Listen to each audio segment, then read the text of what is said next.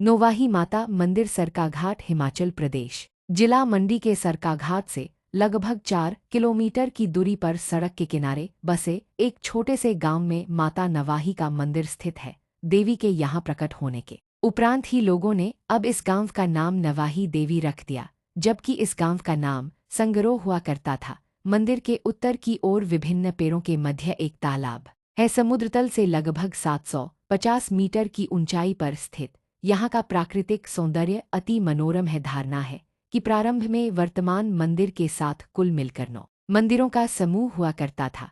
यह समूह नवदुर्गा का रूप माना जाता था, लेकिन मुगल काल में औरंगजेब की सेना ने नवाही के इस समूह को तोड़ डाला था। उसके बाद यहाँ के मंदिर जीर्ण शीर्ण स्थिति में रहे, लेकिन लोगों के मन में इस देवी के लिए श्रद्धा खत्म नहीं हुई और 20वीं सदी के मध्य यहाँ एक लघु मंदिर का निर्माण हो गया। खुदाई करने पर पुरातन मंदिरों के अवशेष और कुछ खंडित प्रतिमाएं भी मिली, जो प्राचीन मंदिर समूह के प्रमाण थे। ये मूर्तियां अब वर्तमान मंदिर के आंगन में स्थापित है, जो दर्शनीय ही नहीं अपितु उत्कृष्ट मूर्ति कला निर्माण का नमूना भी मानी जाती है। मंदिर में स्थापित मूर्ति प्राचीन न होकर नई है। सड़क के साथ मंदिर की ओर माता शीतला देवी की मूर्ति प्रतिष्ठित की गई है।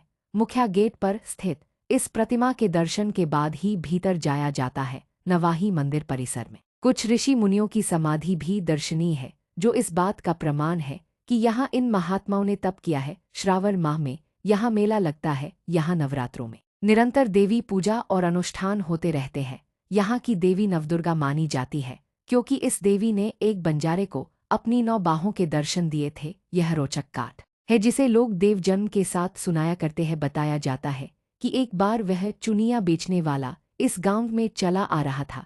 यह जंगल का रास्ता था और गर्मियों के दिन थे। पेड़ों के छावन देखकर कुछ पल आराम करने वह वहां बैठ गया। उसने चूड़ियों की गठरी एक ओर रख दी। आंख झपकते ही उसके स्वप्न में एक सुंदर बालिका आई, जिसने चूड़ियां पहनाने का आग्रह किया। वह तत्काल उठ गया और देखा कि एक कन्या उसके सामने बैठी है।